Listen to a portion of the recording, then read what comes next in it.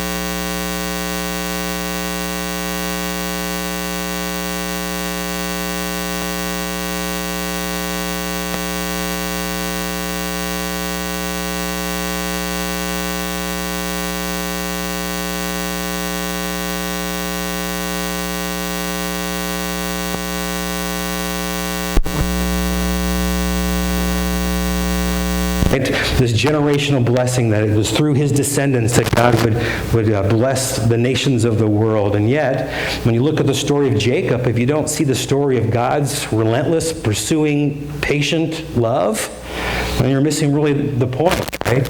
And so even in the New Testament, after the cross, all of the people in the cities that Paul visited, and he would write, all these things point back to Jesus, all the things in the Old Testament to Jesus, and sort of our really our theme verse, if you've been here for the last handful of weeks, is this verse that we find. I'm not sure if it's, go to the next slide, Barb. I might not actually even have it here this morning. I don't, but that's all right. But hopefully if you've been here for the last few weeks, you know that our key verse for this thing is found in Revelation chapter 12, verse 11, where it says, "And they overcame him," evil, Satan, overcomers, right? "And they overcame him by the blood of the Lamb," which is the big story of God, "and the word of their testimony." And so what we've been doing here for the last handful of weeks, we have been actually practicing what we're preaching, right? We have people that have come up and talk, and they all have the same story. What's the same story? The blood of the Lamb, right? But how it's applied to them individually, by the blood of the Lamb, the big story of God, and the word of their testimony, that is how we overcome. And so we're not just preaching the word, we're actually practicing the word when we have people come up and share their stories about how the blood of the Lamb, right, has been applied to their life. And we're going to do that this week, and we're going to do it one more time next week as well. And so I hope you've been encouraged by these stories. I have. One of the things that I really like in terms of being a pastor is this kind of stuff where I go and I get to meet with people, during the week and talk about their story, about the blood of the Lamb being applied to their life, and they're kind of make some connections, and we're going to see that connection here this morning. If you have your Bible, I want you to turn to the book of Jeremiah. You can go to the next slide if you would there, Barb. Probably this is a book that we haven't cracked open quite a bit. And the reason why is just because it's long, and also this guy by the name of Jeremiah, it's pretty depressing. And the reason why I say this is because Jeremiah was a prophet that was sent to God's people, really at a time where God had had enough. He had given them the law. He had given them prophets. He had given them discipline, and they kept on rejecting his sovereignty and lordship in their life again and again and again, until finally it got to a point to where God said, all right, for a period of 70 years, you are going to be pulled from your land, pulled from the promised land that God had promised Abraham. And you're going to be captured by the Babylonians. And for 70 years, they were taken from their land, and Jeremiah is predicting this, and they're throwing him into jail, and they're throwing him into the pit, and nobody's listening to him. And he's saying, this is coming, this is coming, this is coming. And they say, no, not us. We're God's people. But eventually the Babylonian Empire came in and they carried away most of the people, especially from Jerusalem, left Jerusalem really in ruins. And during this 70-year period of time, this is where we see the stories of like Daniel in the lion's den, right? And eventually the Persian Empire kind of overtook the Babylonian Empire. It was a period of time where God said, here's the time out, 70 years, right? Eventually with Nehemiah and Ezra, they came back and they repopulated. But during that time, this is where we find Daniel in the lion's den, that story, and Shadrach, Meshach, and Abednego, right? And the fiery furnace, or if you've seen VeggieTales, Rack, Shack, and Benny, right? So you see all these things. This is also where you find the story of Esther. And I'm not sure if you're familiar with the story of Esther, and here we are in this incredible, atmosphere where we're talking about people's stories. Esther's story is incredible. It's incredible. But we also see some incredible verses in Jeremiah, and I just want to point out a couple of them here this morning. Remember, this is in the backdrop of Jeremiah saying, you will be exiled for a period of 70 years, but there's hope.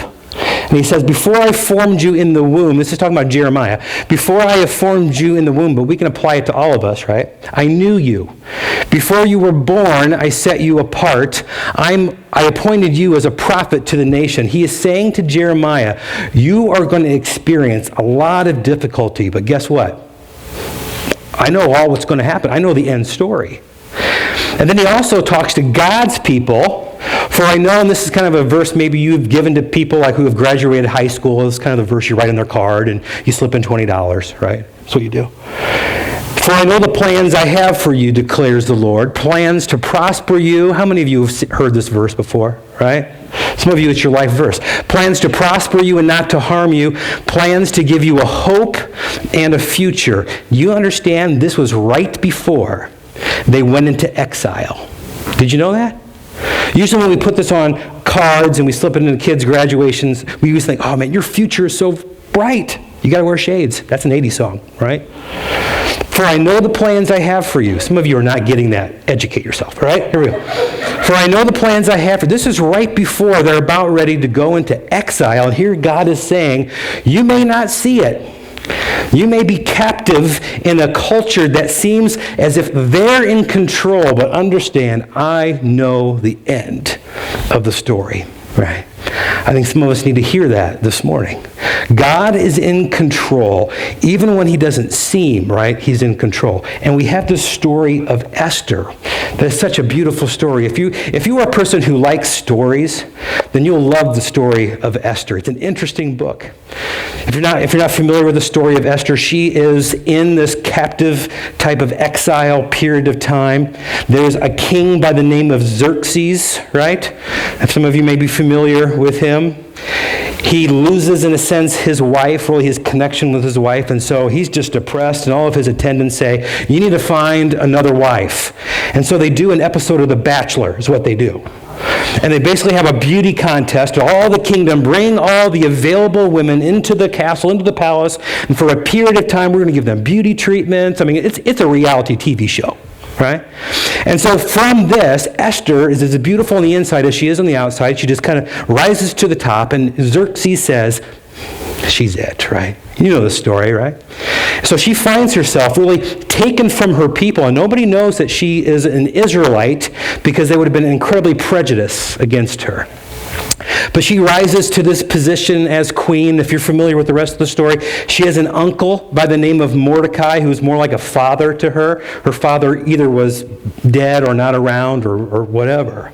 So Mordecai is her uncle, and Mordecai just happens, and the whole book of Esther are these happenstances, these seemingly random events, right? Esther is kind of plucked from obscurity. She becomes the queen. Mordecai, her uncle, overhears a plot, if you're familiar with the book of Esther, overhears a plot to assassinate the king. He tells Esther, Esther tells her the king's attendants. The king doesn't know about it, but Mordecai's name is written sort of in like this chronicle of what was going on in the kingdom. And then after this, you got the evil Haman who kind of rises, and he seems to be in control and has all the advantages, and he's being honored, but he hates Mordecai because Mordecai refuses to bow down to him. And he hates all of God's people, and so he's trying to put a plan into place where he can get rid of all of God's people, especially Mordecai, and he starts to build sort of an execution spike, right? If you're familiar with this. During this time, Mordecai comes to Esther and says to Esther, this is what's going on. And there's this very famous verse. Go to the next slide if you would, Barb. There's this very famous verse in Esther 4, verse 14, where it says this. Mordecai is imploring his niece Esther, intercede for us, which is a big picture of Jesus interceding for us. I mean, Esther is the story of Jesus, really, salvation. And he says, if you don't go to the king and do this, for if you remain silent at this time, relief and deliverance for the Jews will arise from another place. Mordecai believes in the sovereignty of God. But you and your father's household will perish, and who knows but that you've come to your royal position for such a time as this. So before Esther can actually go to the king and intercede for her people and really reveal her nationality at great risk to her, the king can't sleep. Another random coincidence, isn't it? There's all kinds of random coincidences in the book of Esther. He can't sleep, and so he decides, well, what's going to put me to sleep? Well, maybe I'll just kind of read some of the chronicles of my kingdom. And he opens up a book, and he comes across a guy by the name of Mordecai, who hadn't been honored because he had foiled the plot in terms of assassinating him. And he goes, how come this guy hasn't been honored? And he puts plans to honor Mordecai. Haman has no idea this is going on. He's thinking he's got Mordecai exactly where he wants him, right? After this, Esther comes and says to the king, basically, there's a man, and she doesn't mention his name yet, there's a man who's been plotting to kill me and Mordecai, who, guess what? He had just read in the Chronicles that he was a hero, right? Saved him from a plot of assassination. He reaches out his scepter to Esther, grants her to approach the throne. It's a big picture of Jesus, really. And so after this, here comes Esther, and he says, up to half of my kingdom I'll give you. What is your request? And she tells him the whole thing. And at the end of the book of Esther, guess what? Haman is the one who is impaled on that spike. All the Jewish people are saved. It's an incredible story. But what's interesting about the story of Esther, it's come under a lot of conflict or controversy, I should say. You know why? Because not one time in all the chapters is the name of God mentioned. Not one prayer, not one sacrifice, nothing. In fact, there's been a lot of people who say, why is this even in the Bible? Because God doesn't speak into that entire time. But yet God's hand, isn't it, is evident throughout all the random events that we see in Esther. And I kind of look at it as this. God's writing the book. And the author rarely puts his name in the book, does he? Right? And it's just this incredible book about God's sovereignty, and the random events in our life aren't random, that God is in control, and the things that we think at times while we're going through it we can't understand. But wait till the end of the story, right? There's a few things that before I have a couple come up and they talk about some of their random events that have really been God ordained, I believe. A few things this morning that I want us to learn about Esther. And you can write these down in your faith notes. It's not in there, but you can. Here's number one. God is in control even when it seems as if he's not. When you look at the story of Esther, probably while Esther was going through some of the stuff, why would I be plucked from obscurity, in a sense, from my people and forced to go into an episode of The Bachelor? She's probably wondering, she wasn't seeking this. Is God in control of this? Why would God allow Mordecai to be in the right place at the right time to overhear this assassination plot? A lot of the things that we experience that we think are random events really is just God setting up our story. Some of the things that you're going through right now that have taken you by surprise, that have knocked your feet from under you. This doesn't take God by surprise, has it? You just don't know the end of the story yet. Some of the things that maybe this rumor that there's going to be a job change or something, and you're thinking, oh my goodness, I'm going to have to transfer departments, or maybe I'll lose my job. There's going to be there's going to be a humongous life change. And it didn't take God by surprise, did it? Some of the things perhaps your kids who have done have disappointed you. Do you think God didn't know that was going to go on? You just don't know the end of the story yet. Some of the things that you think are happenstance that are going on in your life. God is in control of the events of your life. You may not think as you're going through it, but wait to the end of the story, right? Here's number two. Not only is God in control of your life, but if he is in control of your life is not just a collection of random events. Every once in a while, I'll hear teenagers say something like, oh, that's so random, right? You ever hear people, them say that? Oh, that's just so random, right? You can fall into false thinking that your life is just random. One of my favorite movies is Forrest Gump. I know this ages me, right? But the beginning of this movie begins with this feather kind of floating on a breeze, right? And he takes the feather and he puts it in his book, Curious George. And then he kind of opens up his box of chocolates. What does he say? Life is a box of chocolates. You never know what you're going to get, right? Jenny, right? And so that's actually, I love that story because what is your life like? Are you just kind of floating around on a breeze, just a collection of random events, or is God the one who is orchestrating your days? If you don't think that God is in control, and if you feel like your life is just a series of just random events, you know how depressing that is? To think that you have no purpose, to think that you have no point of existence, to think that you're just kind of floating along with really no purpose and just kind of just walking through life. But when you know that God is in control, you also know that he has a purpose for my life. A purpose and a plan. We may not know what it is, but if we just do number 3, and here's number 3 this morning, is this. Go to the next one if you would, Barb. If God is in control, then you just respond with obedience. Sometimes when we think of God's will for our life, we want it in foresight, don't we? God, what is the will for my life? Show me the plan. Why do we want to know that?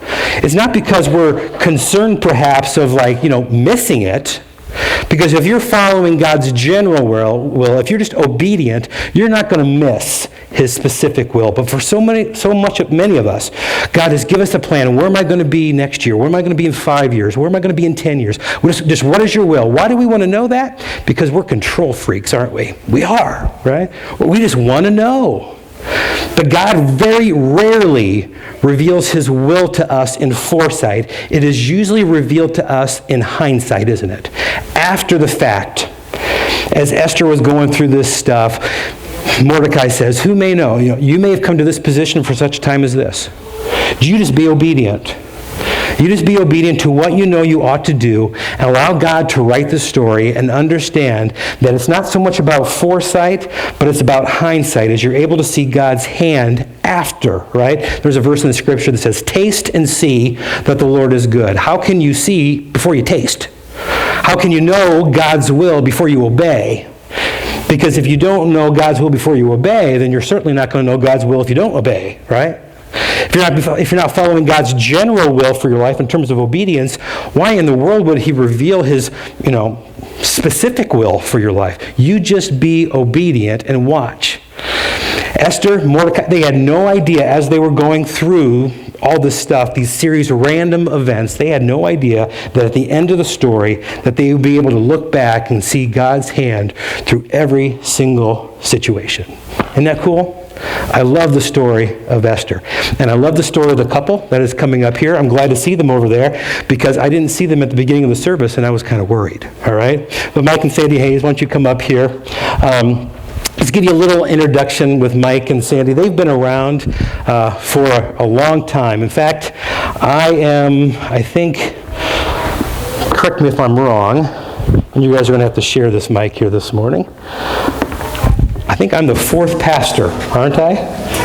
Kind of within, if not, they don't know. I'm the fourth pastor, right, when it comes to these guys. And so they've been around for a number of years. And there goes my microphone. Can you hear me? I feel like an AT&T commercial. Can you hear me now? All right. So they've been around for a number of years. And not only that, but they actually, just to give you a little bit of an indicator of who they are, when Tammy and I first came down to Martinsville in January of 2010, we had been really out of ministry for about 4 months. I had resigned from the church that I was there for 8 years. And when you're a pastor, and when you sort of resign, you resign also from your church family, in many ways. And so a lot of our relationships had changed, and you just didn't have those natural connections that you once did. And so we were moving down to Martinsville. We didn't know anybody, and so we're sort of reinventing our life. And there was a month where Tammy was still in the Fort Wayne area, kind of packing, getting the house ready to, and I was here for the month of January, and I lived with them, and we're still friends. Can you imagine that, right? But it was during that time, and I've told you guys this before. If I haven't, I should have. That there was such warm friendship, and definitely made our transition so much easier. And you kind of included us when Tammy would come on the weekends to visit. And Tammy said one time, she goes, this is kind of funny, because Cameron was only 3, so she would have to go get milk and stuff from the kitchen. She goes, besides you, my father, and your father, Matt, her father-in-law, Mike is the only person that hasn't seen me with makeup on, right? And so you are in a elite group there, Mike, all right? So, but I just want you guys to, we met on, I think it was Tuesday evening, and we just talked about just some of the things in their life that really, as they look back, God had their hand in all of this. And so, Sandy, we're just going to start with you a little bit. And can you tell us just a little bit about your journey, how eventually you became to be married to Mike, how you found yourself down here in Martinsville, because you originally weren't from here, and just some of the things that you thought perhaps were sort of random in your life, and what brought you to where you are today? Well, I was adopted. I was a third adopted child to my mom and dad. My sister's 6 years older than I am. She was adopted out of Michigan. My brother's 4 years older than me, and he was also adopted out of Michigan. My dad built sewage treatment plants, so we moved a lot. So they actually were in Illinois, and they got a call, said that they had another baby that was available, and they had just gotten home late one Sunday night, and they had to be there Monday morning.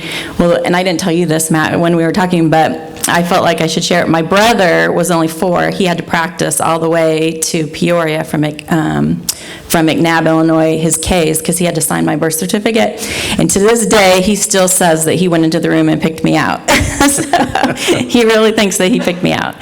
So I grew up in a Christian home where we were always going to church. We went to church every time the doors were open. Sunday morning, Sunday night, Wednesday night prayer meeting. I grew up in the Nazarene church. We moved every couple years because my dad did build sewage treatment plants. So once those were done, there wasn't anything else to do. We had to move on. I lived in Atlanta, Georgia for 2 weeks. I think the longest place I stayed was when we moved back to Indiana from Reno, Nevada. We stayed there because they had the company had gotten out of the sewage treatment plant business, so we were a little bit more stable. So I went to high school, went to college there, started working at JCPenney's, and was transferred down to Bloomington where I met Mike. But when we moved to Fort Wayne, we were looking for a church, which we always did. My mom and dad were always involved. They were led the choir, played the piano, worked with the youth group. God and Christ was always, that we were always had Bible studies. Everything was just from day one a part of my life. Church was. So when we moved to Fort Wayne, my mom and I were actually still in Reno, Nevada, because we hadn't sold our house yet. My dad and my sister and brother moved to Fort Wayne because they were going to start school, and they were living in our camper actually in Johnny Appleseed Park. And they had gone to a grocery store, and they met a lady who had a Team Mission shirt on.